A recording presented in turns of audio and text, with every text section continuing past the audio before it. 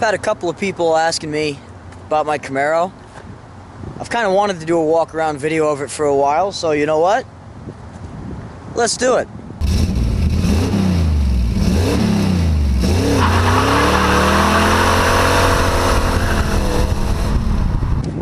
Now you have to forgive me, I forgot my tripod, otherwise I'd be all professional standing here like this, nice and still, but you know. So 1989 Chevrolet Camaro, IROC-Z. I have owned this car for over 11 years now. I bought it to replace the old one that I wrecked. If you want to see how the car got to where it is now, I'll put a link in the description for the build video on that. It's a bunch of pictures, a little bit of video, and explains what happened to my 86 that I had. Car's lowered, sitting on IROC drop springs, KYB shocks. I've got chrome 18-inch IROC rep wheels. The car currently has 308 gearing and an almost factory diff. I've got an LPW reinforced diff cover on there. Car also has energy suspension, front sway bar end links. It's got Hotchkiss tie rod adjusters. It's got a polyurethane transmission mount, polyurethane torque arm mount. It's got a 2.5-inch mandrel bent Dynamax exhaust, Hedman shorty headers. Under the hood, which I know is what most people are interested in. Under the hood, we got a small block Chevy. And here's where I'm going to disappoint a lot of people. No, it's not a 350. I've got this weird fetish with making 305s fast. So this one's actually bored out to a 310. It was a tuned port injected engine. My 86 was carbureted. I already had the parts, so I changed everything over. It's got the older style heads on it instead of the original heads with the center bolts. So let me give you a rundown of the engine here. Original block, original crank, upgraded but still GM rods, it's just out of a better engine. Hypertectic flat top pistons. It's got a crane roller camshaft in it with a 498 lift. It's got comp cams, roller tipped rockers, comp cams push rods, double roller timing chain. The heads are ported, gasket match port job. I actually ported them myself. Probably not the best job in the world, but better than stock.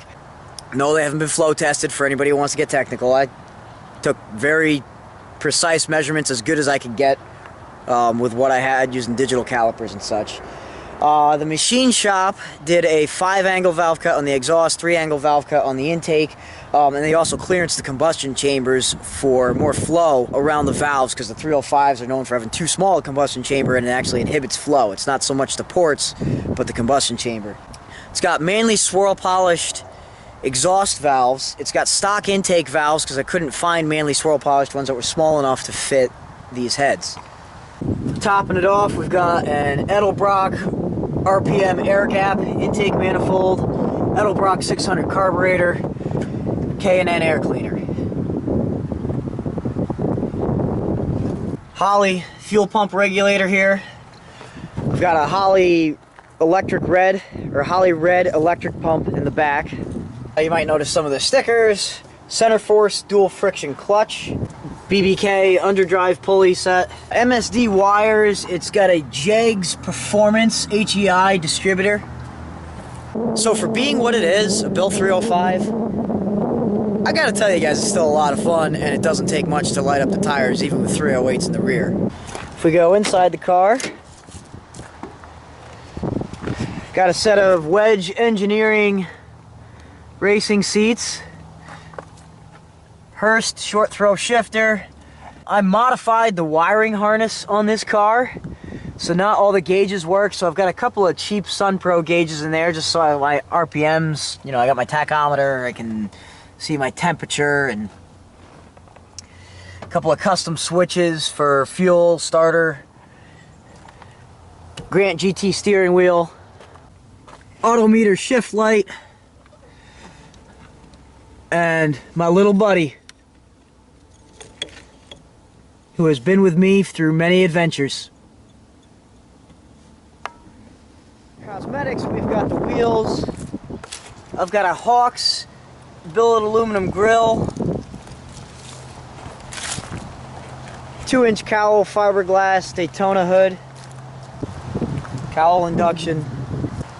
I love the look of this hood, but it is actually more for function. The louvers, these are the factory louvers. They don't actually function. They're strictly cosmetic.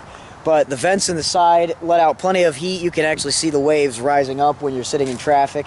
The cowl hood is open, and I needed the extra clearance with the taller intake and the carburetor on there, because these cars are pretty low profile.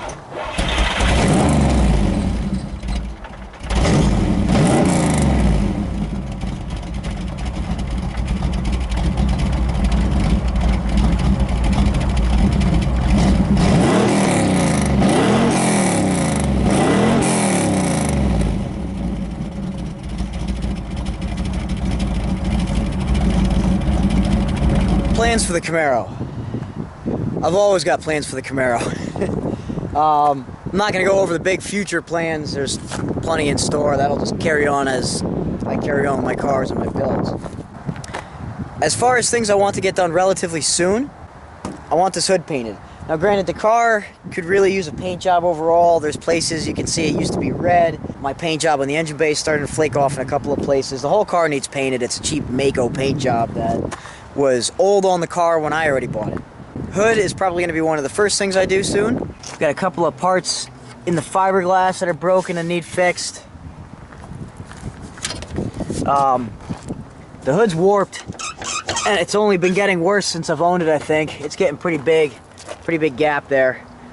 But I did also buy it out of a junkyard for 50 bucks, so I can't really complain too much.